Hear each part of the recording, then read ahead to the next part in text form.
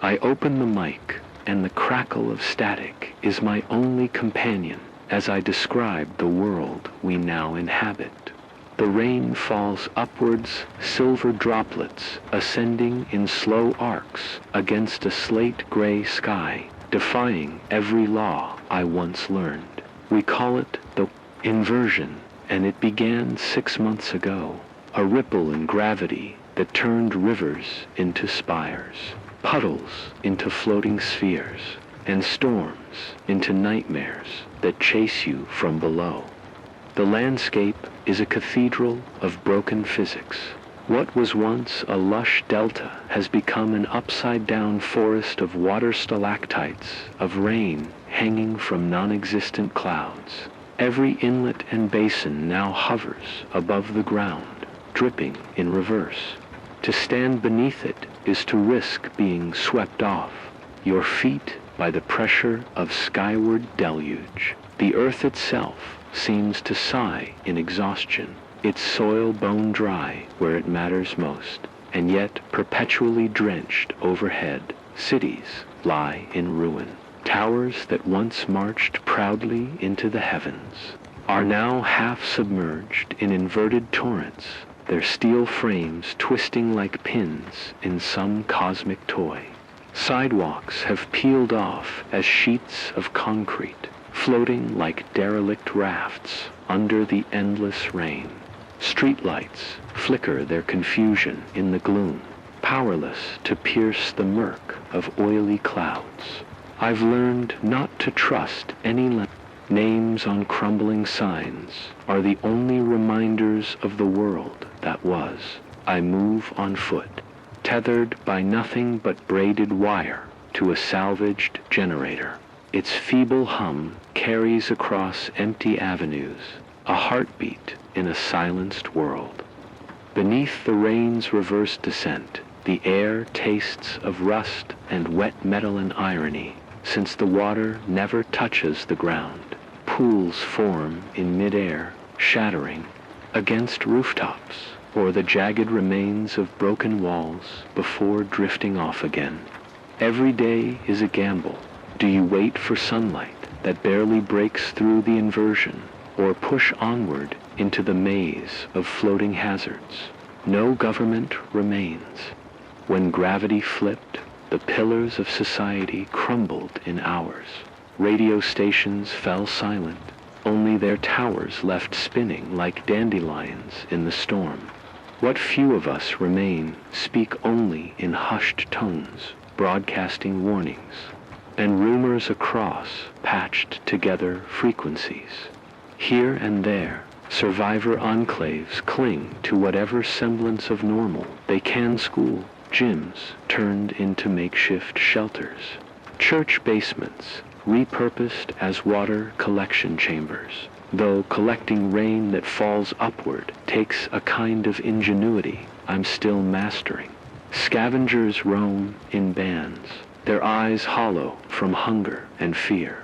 They've learned to harvest water by stretching oil-slick tarps skyward, letting droplets coalesce into beads that roll down a tilted sheet into barrels.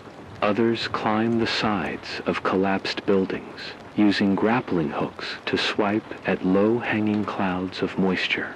I've seen men and women suspended 20 feet off the ground, arms outstretched like hymn singers, trying to catch enough to fill a canteen dot out in the open. The wind screams against inverted downpours, carrying the scent of ozone and something faintly chemical, perhaps the remnants of failed experiments trying to reverse the inversion. Wildfires still rage in pockets where dry ground meets the sporadic sun, their smoke drifting upward, too, merging with rain in a terrible boiling dance. The horizon shimmers with heat and shadow, as if the earth itself is trying to flee.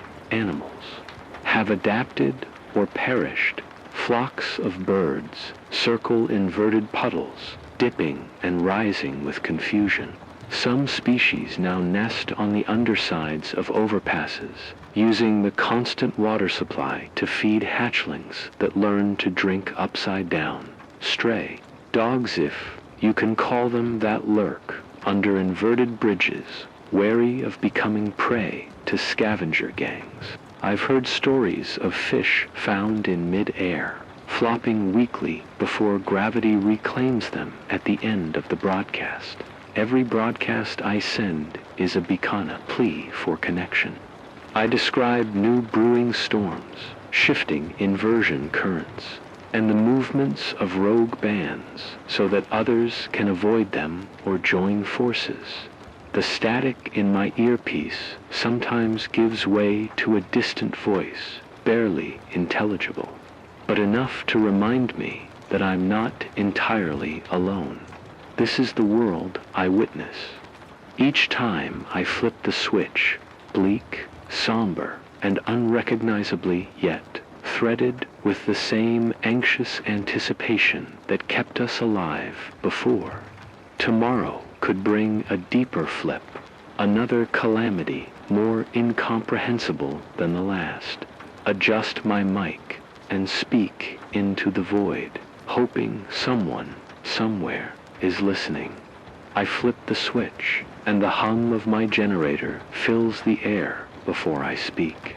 Outside, the world has twisted into something unrecognizable. The sky, once a canvas of shifting blues, now roils in permanent storm, sheeted in silvery clouds that never part. From their bellies, rain falls upwards, droplets streak from puddles on the cracked pavement back to the clouds, carving inverted waterfalls against steel and glass skeletons. Each drop's ascent sends a pulse of shock through the ground, and the earth itself seems to tremble in disbelief. Deserts have spread like spilled ink.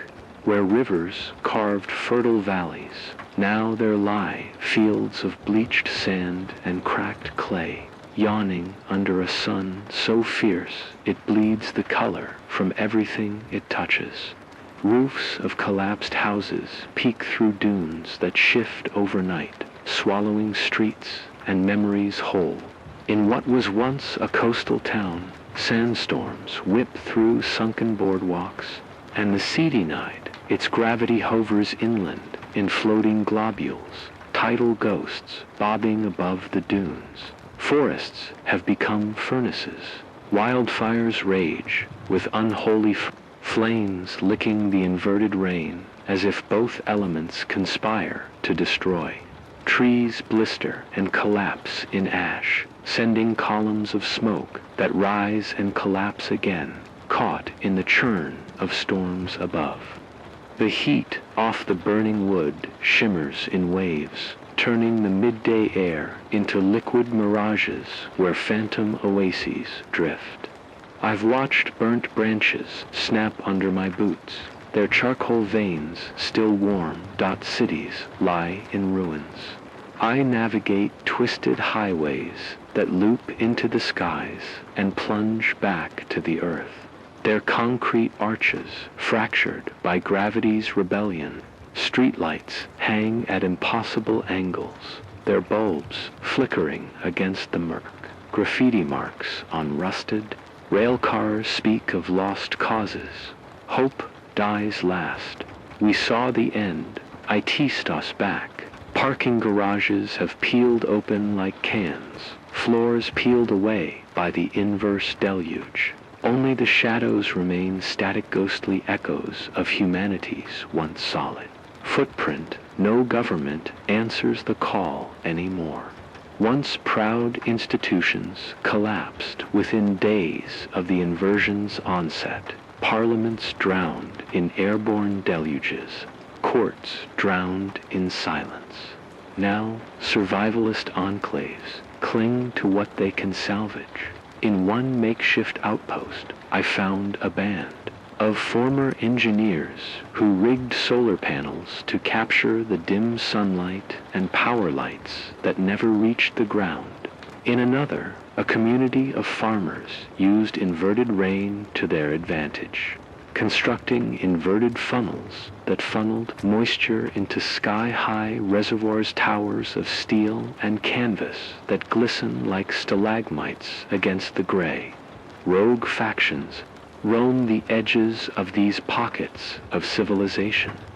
Raiders attack convoys carrying water canisters, their trucks retrofitted with grappling cranes to steal whatever they can from floating supply caches.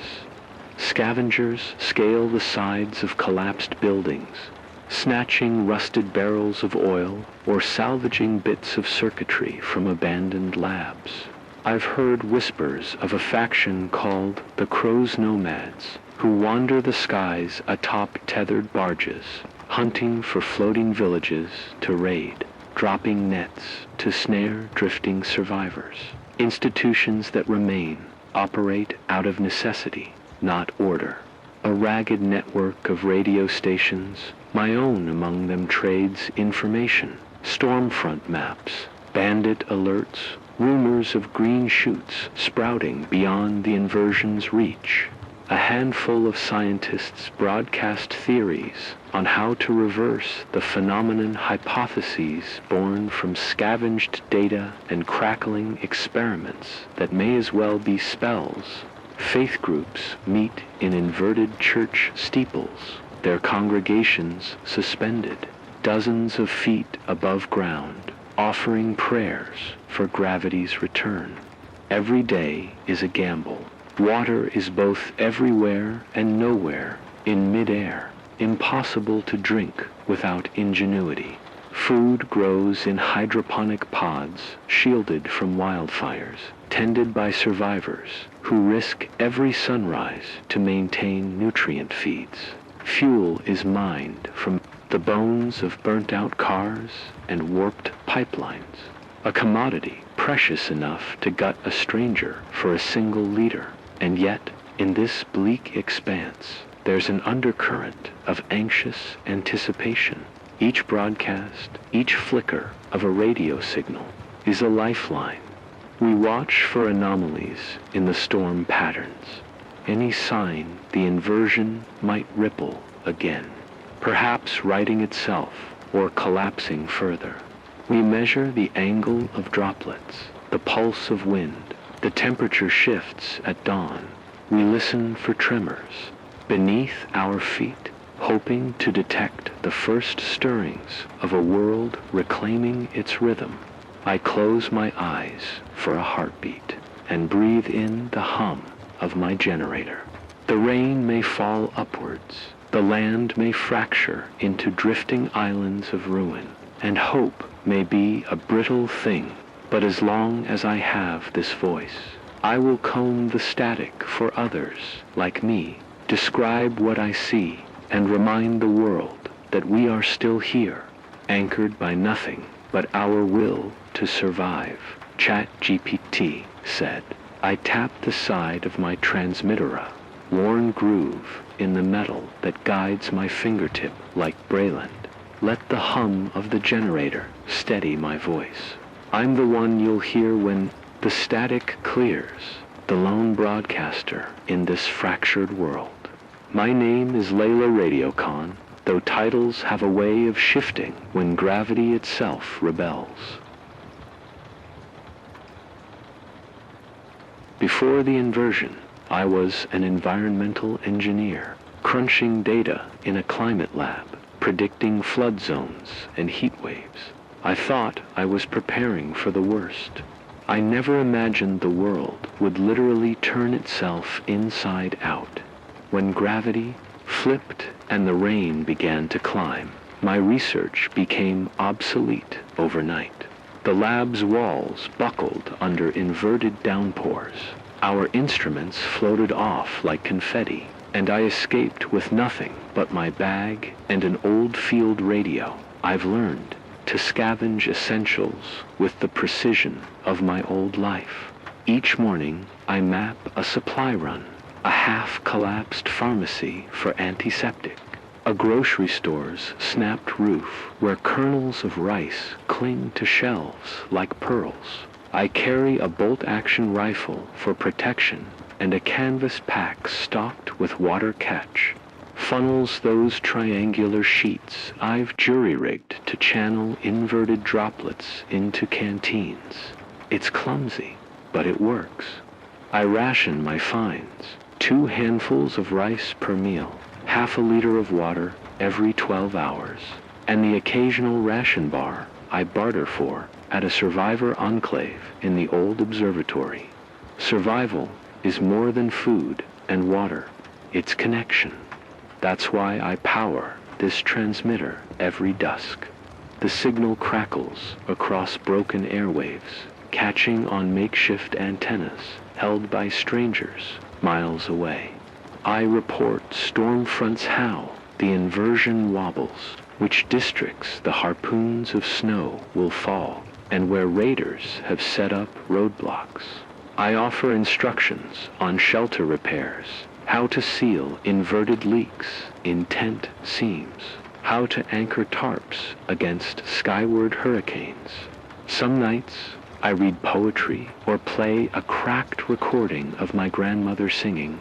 The human voice comforts as much as any ration. The generator's click and whir are the only applause I get.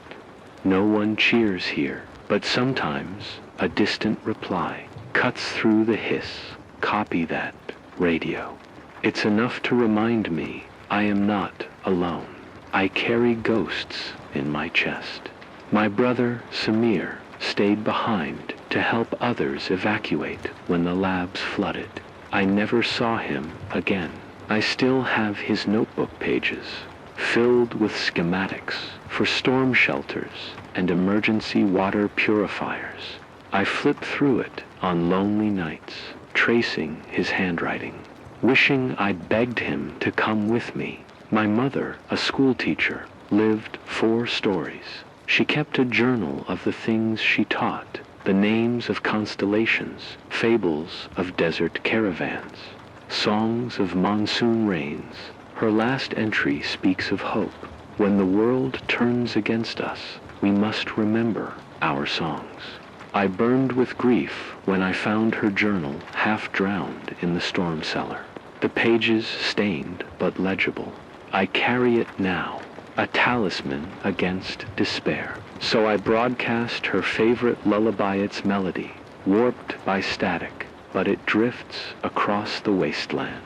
And I imagine someone, somewhere, humming along, eyes closed against the chaos.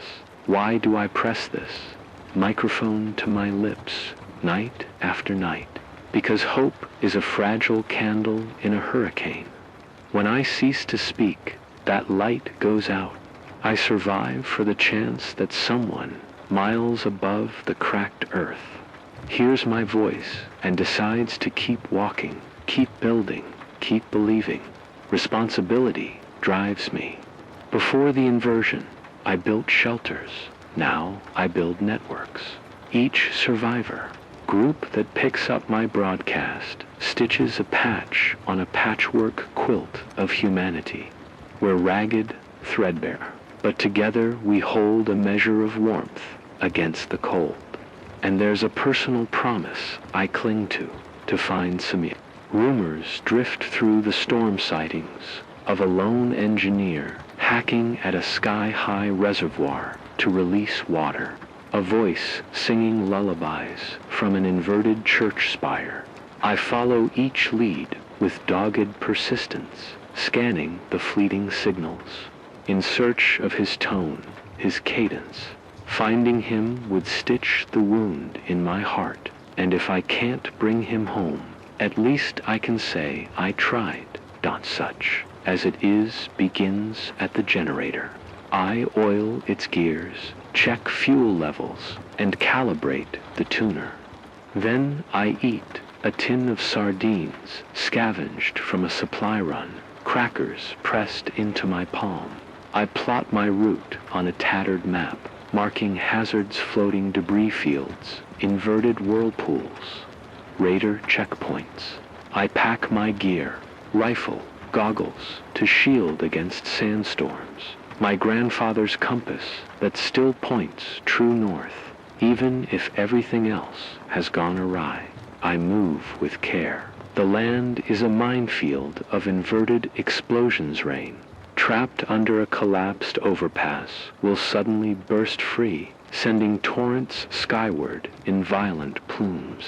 I step lightly, listen for groaning steel, and make my way toward whatever shelter I've scouted. By afternoon, I arrive at a cluster of prefabricated cabins, the survivors' haven. Here, engineers barter blueprints, medics treat burns with salvaged ointments. Historians catalog the old world's memories for the day when they might matter again. I update my broadcast notes. Danger zone 2 clicks east of Haven magnetic inversion, causing metal shards to levitate. Avoid. I file tidbits of hope. A single sprout was spotted in the greenhouse dome. Then I scrawl a question. Has anyone seen a hydro-engineer named Khan? At night, after the generators hum down, I sit with my back against the cabin wall. I read my family's journals by lantern light, my eyes stinging with memory and smoke. Sometimes I think about giving up, turning off the mic, walking off into the desert, letting the wind erase me. But each time I hear my mother's voice. Sing the songs, Layla, keep them alive. So I sing.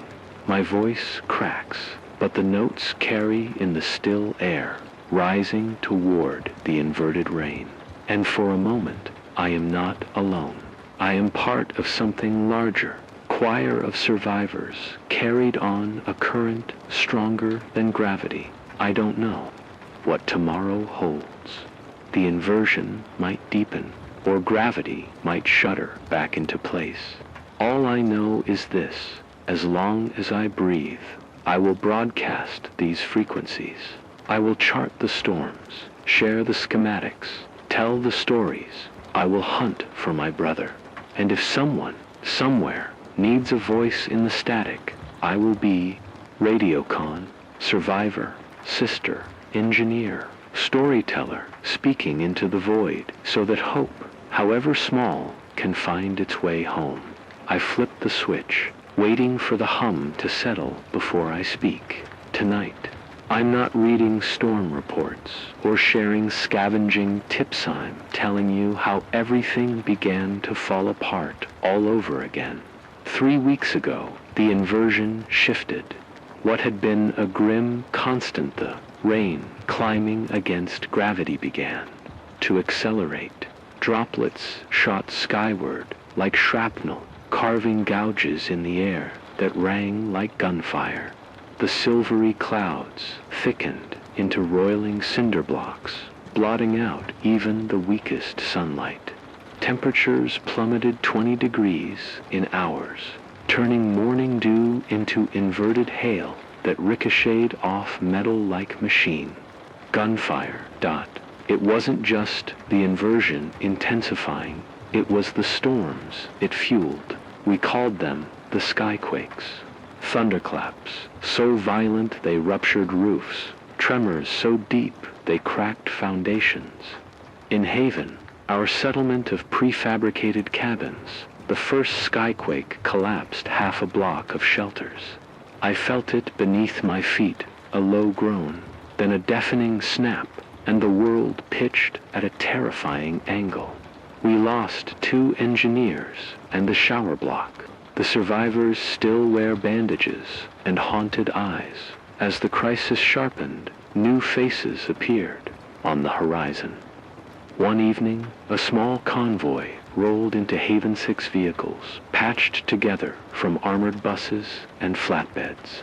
In their lead truck sat a tall woman with a plasma-forged rifle slung across her back. She introduced herself as Commander Reyes, leader of the Iron Covenant, a militia formed after the inversion to restore order by any means necessary. They claimed to be search and rescue specialists, In practice, they commandeered fuel supplies and conscripted young scavengers under threat of force. We clashed first at the fuel depot. Their trucks rolled in at dawn, engines roaring like beasts. They demanded our diesel essential to run our generator and power hydroponic lights. When we refused, they opened fire. Rooftops became metal rainbows of spent casings. Our radio tower cracked in two. I stripped the mic from its mount and broadcasted an SOS as volunteers laid down suppressing fire. By nightfall, the Iron Covenant retreated, but not before kidnapping 2 of our mechanics and stealing half our fuel. On the same day, a smaller group arrived at our eastern perimeter. 3 scouts from the Silver Arcs, a convoy of inverted boat sailors who navigate floating water tombs in search of fresh supplies. Their leader, Old Man Peterson, looked 60 but moved with surprising agility. He offered us clean water in exchange for repairs to their water capture funnels. They'd lost a decade's worth of stored moisture to the skyquakes and needed our expertise. We struck a deal. Our mechanics would reinforce their rigs with storm tether cables, and in return they'd teach us advanced distillation techniques to filter airborne particles from inverted rain. Now, our community is split. Some insist we ally with the Silver Arc strayed water for fuel, knowledge for protection. Others want revenge on the Iron Covenant. Tensions crackle like static behind my voice whenever I broadcast requests for calm.survival. Here isn't about outlasting a day. It's about outliving the next. I track these shifts using a salvaged barometer and thermistor array. Last week's readings showed a 12 millibar drop in air pressure within an hour, classic precursor to a microburst. I warned everyone to batten down. They filled sandbags in inverted funnels and reinforced their roofs with plywood panels lashed together with steel wire. When the microburst hit, it struck at 2 a.m. I watched from my broadcast booth as the reinforced panels held just barely. 5 cabins collapsed, but the survivors crawled free under overturned tables and steel girders. They lived. Many of us didn't. Resources are bleeding away. Water, although inverted rain falls constantly, capturing and purifying it takes fuel and filters both in short supply. Each liter of diesel powers 10 hours of generator time, which we need for radios, heaters, and our reverse osmosis unit. Filters for that unit require activated charcoal, plastic membranes scavenged from medical labs, and electricity. We have enough charcoal to last a month. Membranes are down to single digits. Food. Our hydroponic bays produce kale, lettuce, and algae paste. But energy shortfalls force us to cycle lights only 8 hours a day, half what the plants need. Growth slows. Nutritional value drops. We ration protein bars and canned fish for special occasions. Once, a courier from the Silver Arcs offered to trade fresh fish. They net inverted tidal pools overhead, but we had to give up 2 fuel drums in return. It was a decision we regretted when the next skyquake knocked our generator offline. Fuel. Every salvage run is a gamble. We strip abandoned service stations. Staff, their tanks haven't cracked under inverted pressure. We siphon from overturned tanker trucks caught in the first inversion. Every expedition risks being caught by the Iron Covenant, whose fuel-hungry engines prowl the wasteland like vultures. Our scouts report they're building a refueling station at the old municipal airport, planning to seize control of all incoming scavengers. You ask how this happened, how water climbs skyward, storms explode without warning, and gravity's arrow quivers like a broken compass. I can only share the theories our engineers have pieced together somewhere in the upper atmosphere. A sudden shift in Earth's gravitational gradient created a localized field inversion. Atmospheric circulation patterns, normally regulated by heat differentials, were distorted. Moisture that once fell as rain now encounters an upward directed force exceeding local gravity by up to 0.2 grams, measured by our barometric inclinometer. Rigs. The altered gravity interacts with Earth's rotation, warping Coriolis forces into violent feedback loops. This creates the skyquakes, microbursts of rotational energy that slam into the surface with the force of Category 5 hurricanes. Our data loggers show wind speeds over 350 kilometers per hour in the storm's eye. Normally, warm air rises and cool air sinks, circulating moisture. Now, a thermal inversion layer at 5,000 meters traps warm surface air beneath a chill cap, preventing convective uplift. That cap acts like a lid. Moisture, heat, and particulates build pressure until violent release. That's the thunder we hear skyborne. Water and dust trapped beneath an unseen barrier. These theories remain untested at scale. Attempts to launch high-altitude balloons ended when the gauge clusters were torn off by inverted hail. We need a sustained flight above 8,000 meters to confirm density gradients. But none of our craft can survive the skyquakes, despite the chaos. There are steps you can take to stay alive.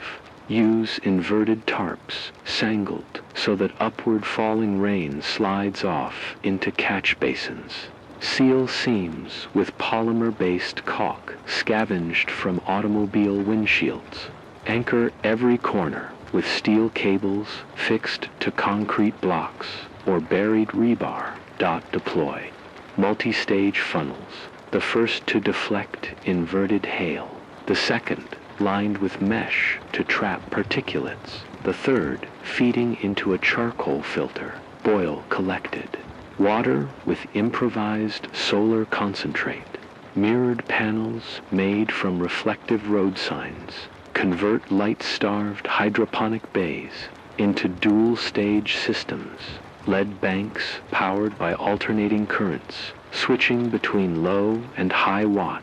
Circuits to simulate day-night cycles. Supplement with algae grown in inverted bioreactors, which consume CO and produce oxygen while feeding on airborne particulates.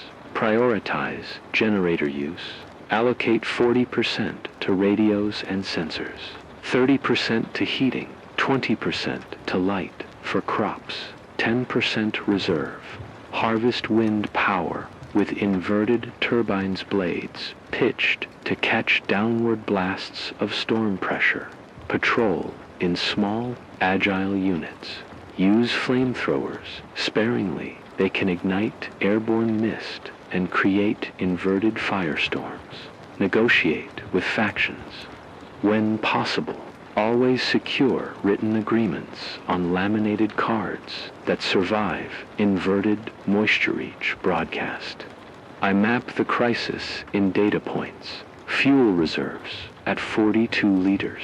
Food supplies for 14 days. Threat level elevated to critical. But sometimes numbers feel hollow. I close my notebook and see the faces of those we've lost: engineers crushed under inverted steel, children blinded by acid rain, old men fevered from spoiled algae. Tonight, I end with a caution. A new skyquake cluster is forming northwest of Haven, projected to hit in 36 hours. Reinforce your shelters, gather extra fuel, and stock 2 days' worth of rations. I'll update you when I can, because in this world, where water climbs and gravity trembles, the only thing we can rely on is information. Our safety lies in coordination, in science shared over crackling airwaves, in alliances forged under the threat of an upside-down storm. Stay vigilant, batten down, and keep listening, because the worst is yet to come, and we'll face it together, one broadcast at a time. The shortage gnaws at us like a starving feral cat. Each morning, I tally our supplies: 2 days of water, 3 tins of algae paste, 6 liters of diesel. Every broadcast I end with the same warning: ration, reinforce, report. But the words are losing their meaning when half the settlement is already hollow-eyed and shaking. The inverted rain falls harder now, pelting our reinforced tarps like shotgun blasts. The barrels we set up in the yard brim within hours, but we have no filters left to purify it. We're drinking crudely strained water, particles lingering on our tongues, and every cough feels like a confession of failure. Yesterday, the sky screamed. A skyquake rolled through at Dawnworth than any we'd seen. I tuned in the seismograph and watched the needle spike, then snap off the chart as the tremor bucked the foundations of our cabins. 2 of the hydroponic bays collapsed, their lead banks crushed beneath twisted aluminum frames. Algae ooze pooled on the floor, fermenting in the damp air. A week's yield gone. The engineers scrambled to salvage tubing and pumps, but they're patching holes with scavenged medical tubing that leaks under pressure. We hoarded whatever clean water we could before the storm each of us carrying jugs across broken pavement, but by nightfall, half of it was fouled by shattered filter shards. Food runs are no safer. I led a team south toward an abandoned warehouse, rumored to have canned goods frozen in crates. We navigated collapsed overpasses and sky-high gravity eddies that tugged at our boots. Raiders ambushed us, their trucks equipped with magnetic harpoons that snatched our fuel barrels off their mounts. 5 of my people died in the crossfire. The rest fled into the swirling dust. I watched our rations burn in the back of their convoy. The barrels exploded in a cascade of inverted fire, lighting the horizon like a second dawn. I stayed hidden until the flames died, then crawled back to salvage, to half-melted tins of sardines. That night, we ate them in the dark, each bite tasting of blood and grief. Trust is a rare currency. When the silver arcs arrived with their water capture rigs, I wanted to believe in partnership. Old Man Peterson's eyes gleamed as he offered us reverse distillation protocols, but his sailors murmured of secret routes north, of a frozen reservoir untouched by the inversion. They called it Oasis Zero, a lake where the water fell downward, where gravity had righted itself. The story surfaced in dribs and drabs, a satellite signal picked up by a rogue ham operator, coordinates scrawled in a dripping logbook found in a sunken observatory, rumors whispered by a dying engineer whose last breath was a smile when he spoke of liquid gravity. We debated whether to send a scouting party risk our remaining fuel on a wild chase. Some argued it was madness, a myth born of desperation. Others said we had no choice, better to die chasing hope than starve in misery. Meanwhile, the Iron Covenant tightened their grip. They claimed to be keeping order, but their protection comes at the price of our autonomy. They've set up patrols the physical threats intensify.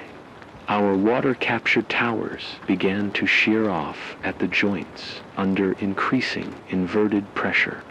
Sharp frosted Haley slivers propelled upward at terminal. Velocity pierced the nylon membranes and pounded the steel frames. I watched from the broadcast booth as one tower blew apart like a champagne cork, sending icy shards raining down behind me. I barely ducked in time.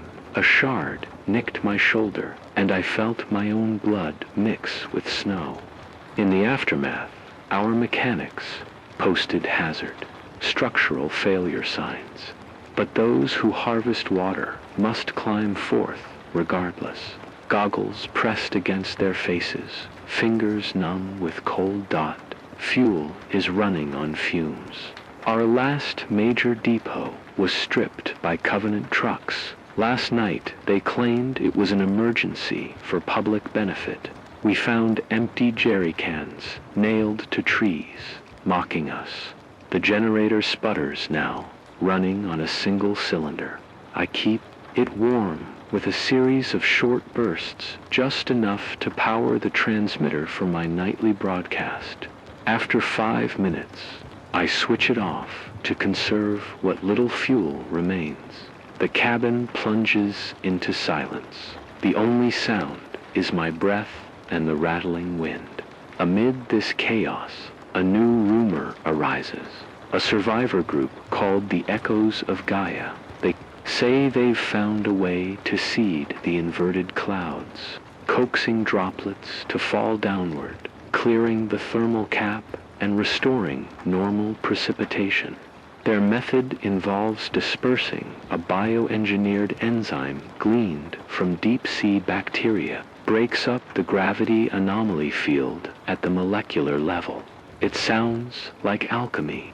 The notes are fragmented handwritten formulas, smudged by inverted rain, coordinates leading to a half-destroyed research vessel drifting in a frozen crater. A single Morse code beacon that pulses like a heartbeat. Every hour on the hour, the broadcast chatter is alive with speculation. Is it a ruse to lure scavengers into a trap? Or could it be genuine salvation? I try to verify, but our signal range is limited. I set the generator for a longer run 8 minutes instead of 5, hoping to contact minders at the silver arcs. The frequency crackles, and for a moment I swear I hear a reply. Echo. Confirm. Enzyme rendezvous. GRID 3714. Then static. My heart pounds. That grid falls to days march north into territory claimed by the Covenant. If the echoes are real, reaching them means running the gauntlet of patrols, skating, over gravity-torn gullies, and risking every last drop of fuel inside me. Hope war drums.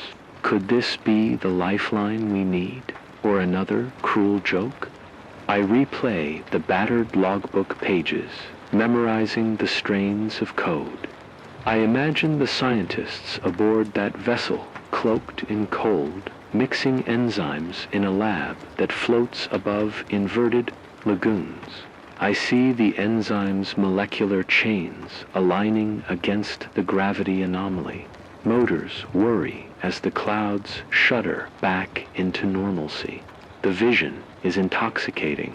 I find myself scribbling plans on the walls of the broadcast booth. Routes, supply caches, rendezvous times. But the practical voice kicks in. We have 2 days' water left, 3 tins of algae paste, and 6 liters of fuel. To mount this expedition, I'll need volunteers willing to give up their shares. I'll need to negotiate passage with the Covenant or risk fighting them at every checkpoint. I'll need to trust that the rumor of the echoes is more than a hallucination, born of starvation. And above all, I'll need to push my own fear aside and lead. Tonight, as the hum of the generator drifts in and out. I look at my reflection in the radio screen eyes, rimmed red face gaunt, shoulder bleeding under a stained bandage. I wonder if I can bear the weight of another journey, another betrayal, another potential end. But when I think of those empty algal vats, those broken water towers, those hollow cabins of haven, I know there is no choice. I grip the microphone and speak. This is Layla Khan. We face shortages, we face tyranny, yet a new thread has woven itself into the static, the echoes of Gaia. They may hold the key to reversing the inversion. I call for volunteers. We leave at first light. Prepare your gear, secure fuel. If we succeed, we reclaim our world. If we fail, we die trying. But we must try. End transmission. Silence returns. Then, through the static, a single voice crackles back. Count me in. Rosa Hayes, silver arcs. My heart skips. A single volunteer hope, once again, flaring against the darkness. The journey begins at dawn. I switch on the generator for a full cycle, listening to its steady whir as dawn's pale light seeps through the warped shutters. Today, the echoes of Gaia expedition begins, and with it, the world teeters on a knife's edge dot. We slip out of haven under cover of darkness. 6 volunteers, led by Rosa Hayes of the Silver Arcs and me, clutching the smudged logbook with the enzyme formula. Our convoy, 2 battered trucks, 3 all-terrain bikes, and a single fuel tanker rigged with mesh nets to catch inverted droplets en route. We skirt the Covenant's outer perimeter, trading terse signals with lookout posts. At first light, their sirens wayland, we barrel through the checkpoint, bikes weaving between armored vehicles.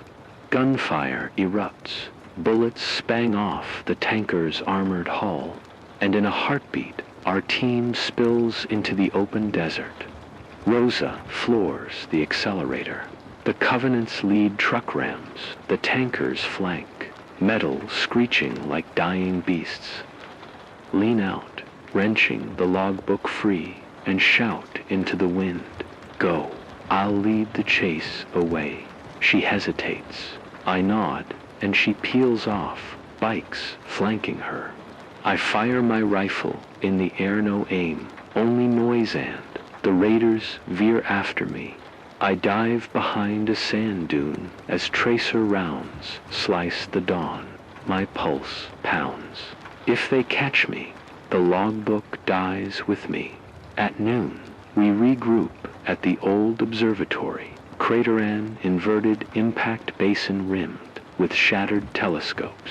The ground here is glassy from molten rock, and inverted rain hammers the surface like vertical hail. We erect a makeshift lab in the crater shelter, rigging generators and tents against the downward deluge.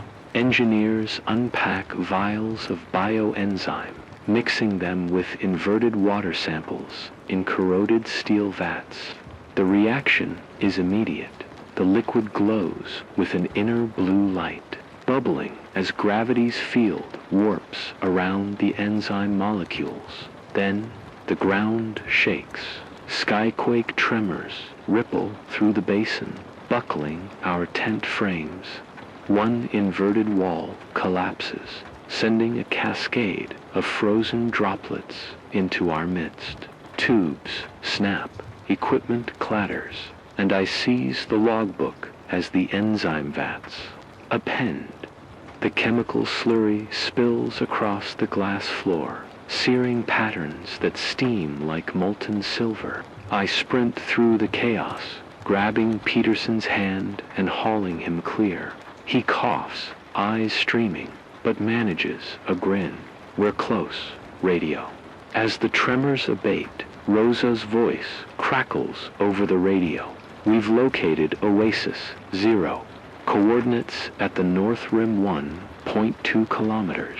Our jubilation is cut short when Peterson reads the enzyme batch's stability report. Half of our precious stock degraded during the quake.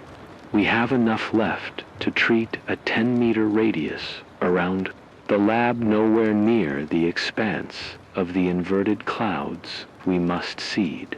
We face a choice: withdraw to regroup and amass more enzyme, a weeks-long mission under Covenant surveillance, or press on immediately to Oasis 0 and sacrifice enzyme continuity for the chance of real water.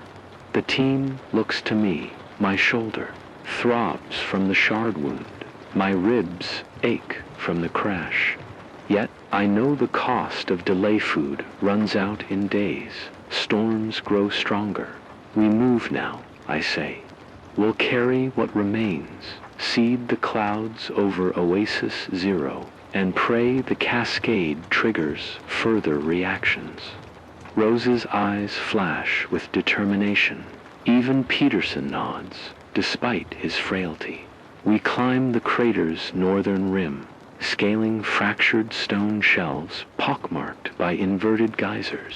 At the lip, we peer into a chasm filled with floating mist-on oasis of liquid clinging to gravity's old rule.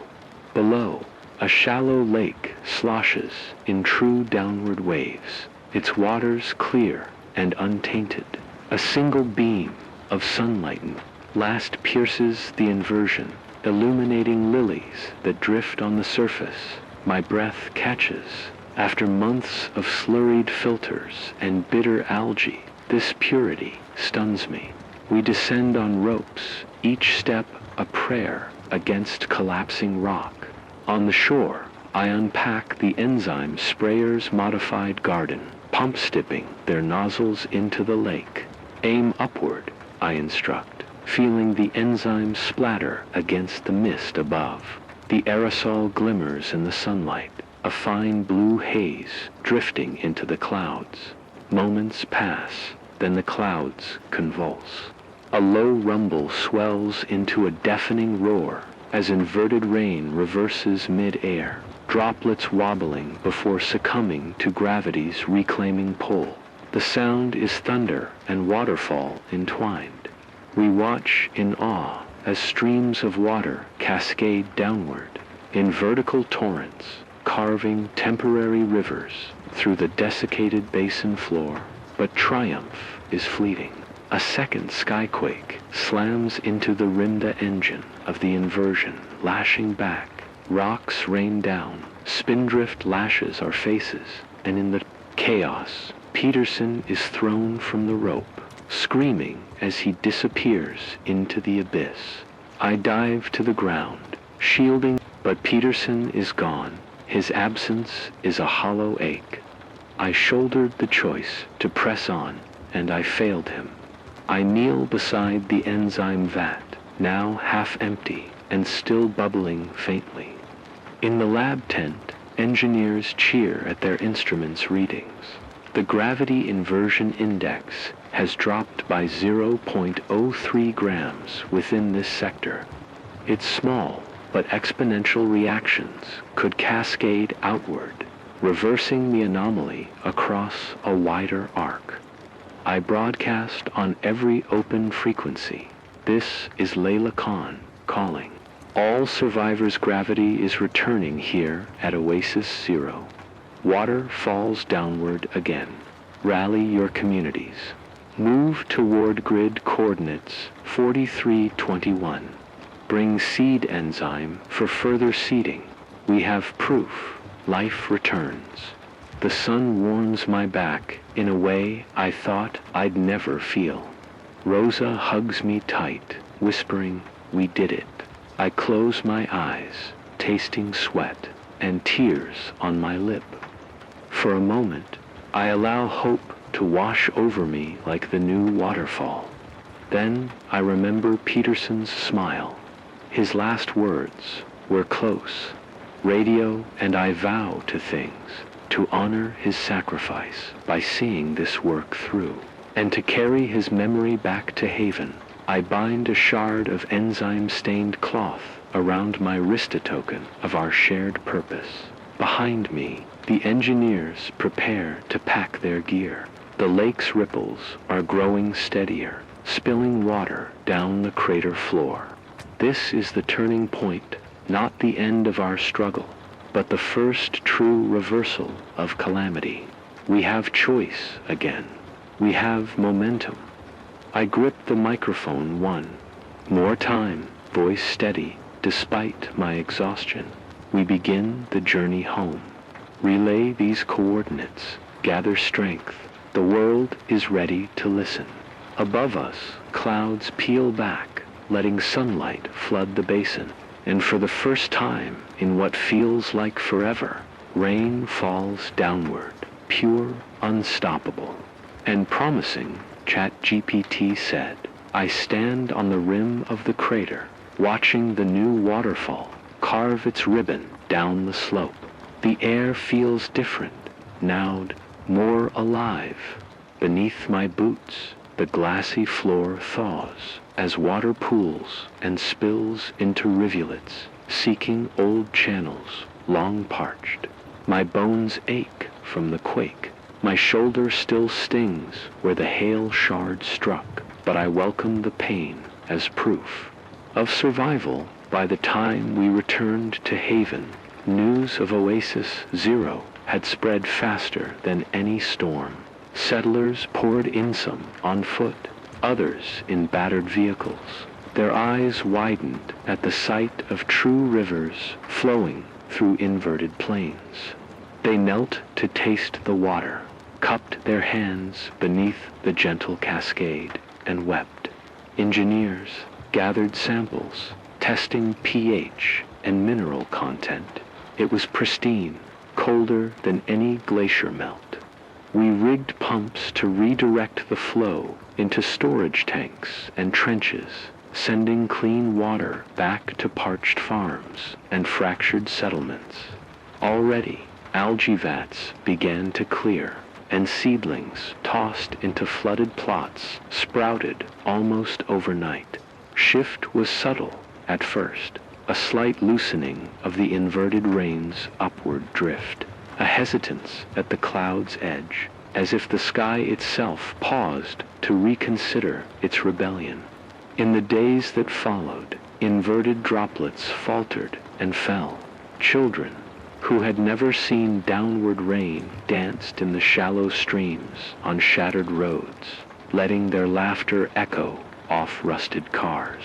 Farmers tested soil, mixing it with fresh water, and found it responded. Seeds cracked open.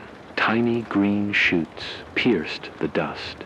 Hydroponic yields crept upward from 50% back toward 90%. For the first time in months, I saw smiles that weren't etched with hunger or fear, yet victory bore its own scars. Peterson's absence weighed on me like a stone in my chest. At dawn on our return, I climbed the crater's rim alone and scattered enzyme-soaked cloth into the new currents, each fragment a prayer for his memory. Rosa and I marked his name on a makeshift cairn under the inscription, "We dared to hope."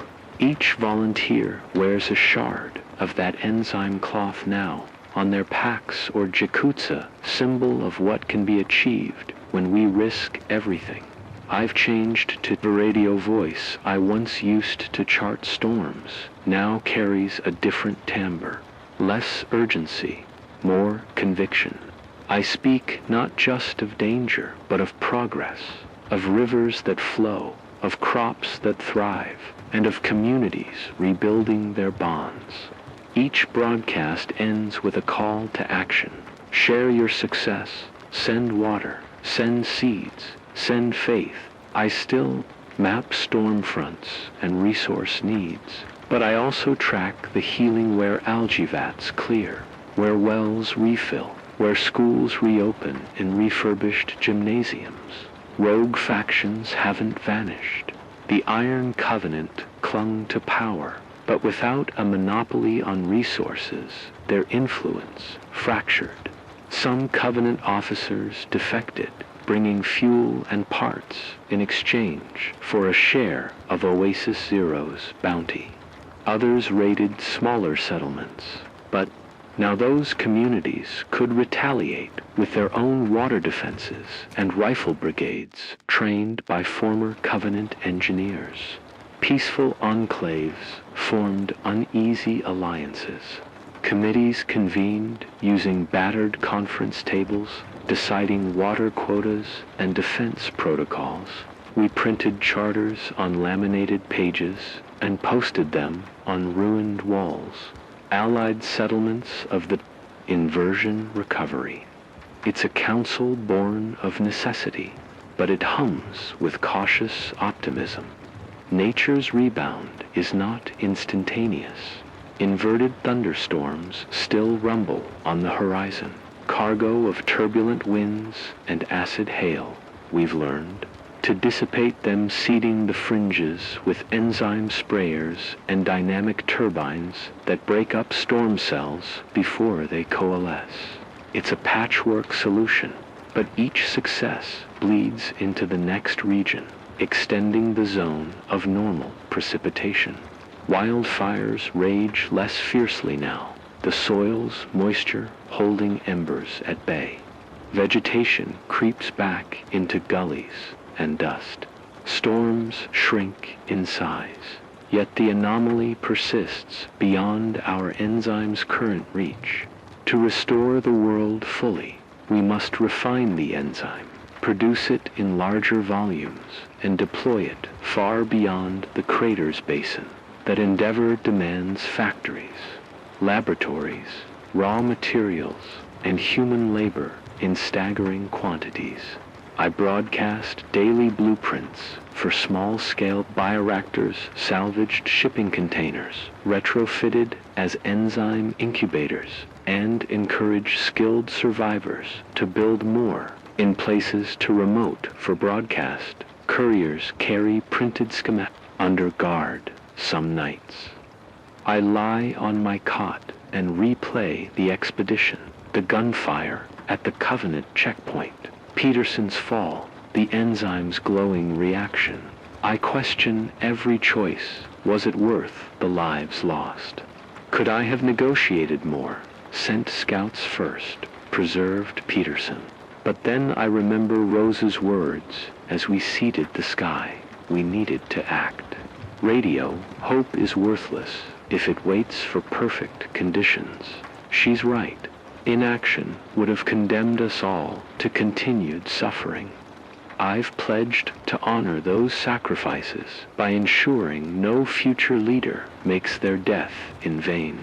I've become both engineer and witness, mapping not just storms, but stories firsthand. Accounts of survivors who found clean water, of farmers who saw green shoots, of children who splashed in rivers. These narratives stitch together a tapestry of resurgence, a counterpoint to the grim chronicles that once defined our airwaves. 6 weeks after Oasis Zero, the return of downward rain has extended 15 kilometers in every direction.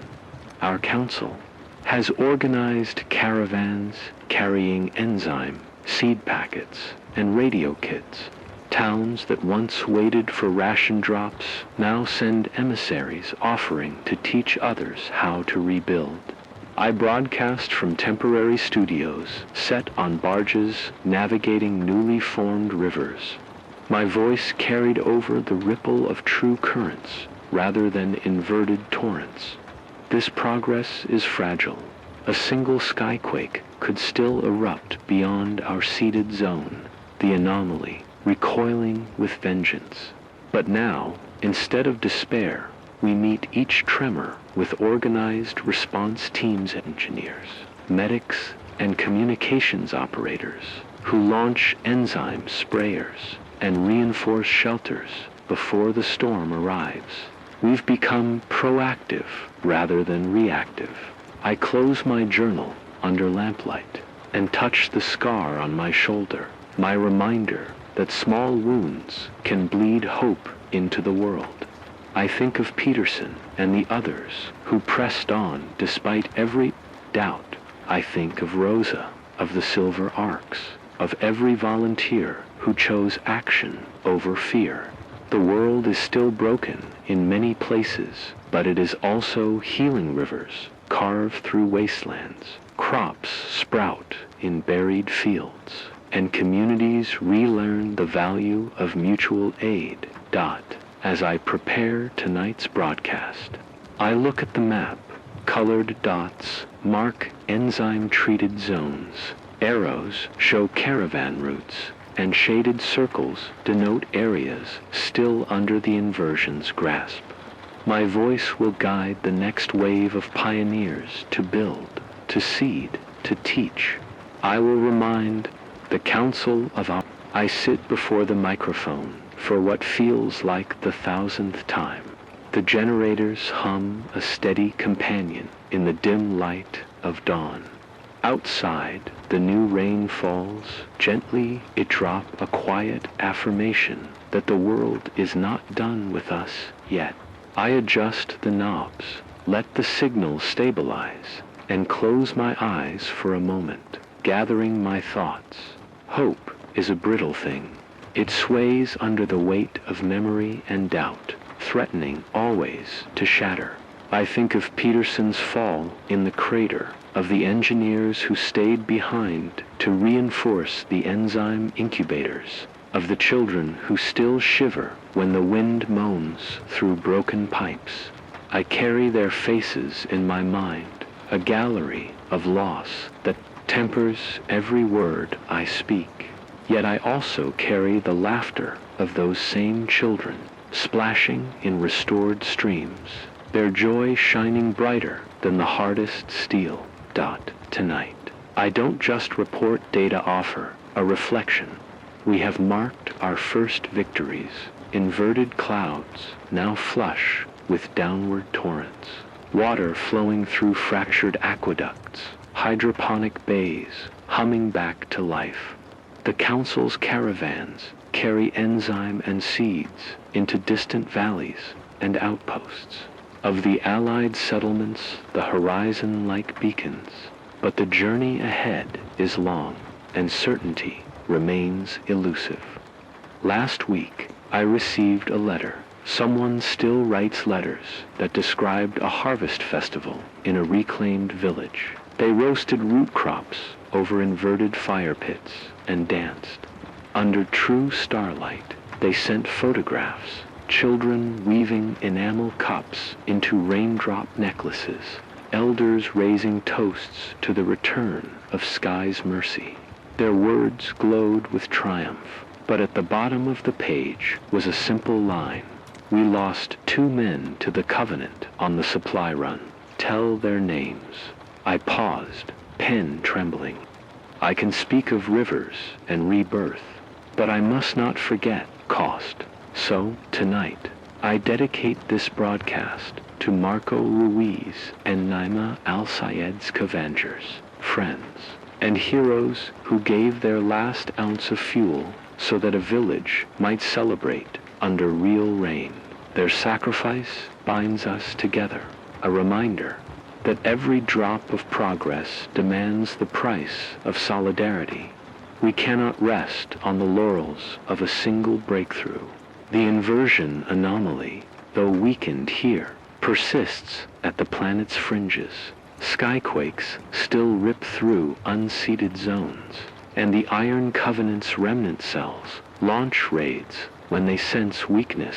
Our defenses' enzyme sprayers, fortified, shelters, mobile response teams must remain vigilant. To every listener across the network, I urge, maintain your routines. Keep reinforcing your rain catchers.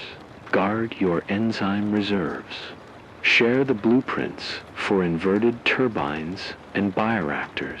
Mentor apprentices in the science of gravity's restoration. For knowledge is the currency that endures assaults.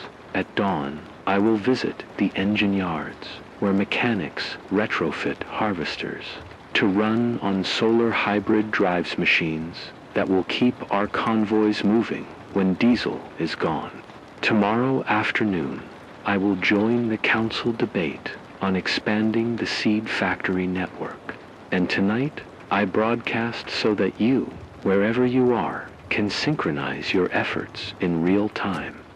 I admit there are nights when doubt creeps in, when the generator sputters on its last liter of diesel, and the static threatens to swallow my voice. I question why I stay. I could slip away on a convoy, hide in a backwater settlement, let the new leaderships, stronger and wiser, take the helm. I could let my brothers and sisters bear the burden while I watch the skies from a distance. But then I remember my mother's journal. We sing the songs so that the winds carry our memory. This broadcast is my song. I watch the dials, hear the hum, sense your presence on the other end of these frequencies. You remind me that leadership is not a perch, but a path one walked in company. So I lean into the microphone, feeling its cool metal under my palm, and I choose to stay, because as long as I speak, there is connection. As long as I speak, there is reason to hope. And as long as I speak, there is a chance that every drop of rain falling true and pure will wash away the memories of a world gone mad. I don't know what the horizon holds. The inversion could relapse in a sudden convulsion, or a final skyquake could tear through the seeded clouds like a blade. We might falter, we might fail, but right now, at this moment, the rain falls downward, and the world listens to you, my brothers and sisters in survival. Cherish this gift. Gather your water. Tend your fields. Teach the next generation the science that saved us. Build not only structures, but communities bound by trust. Keep your radios tuned, your voices ready to answer the call, your hands willing to work and to help. When doubt darkens your spirit, remember Ruiz and Al Sayed and every soul who paid the price of progress. Remember the children's laughter in rain-soaked streets. Remember that a single enzyme batch, a single seed, a single broadcast can tip the balance between ruin and renewal. This is Layla Radiocon, signing off for tonight. May your roofs hold against tomorrow's storms. May your barrels brim with water's grace, and may your hearts remain open to the fragile bloom of hope.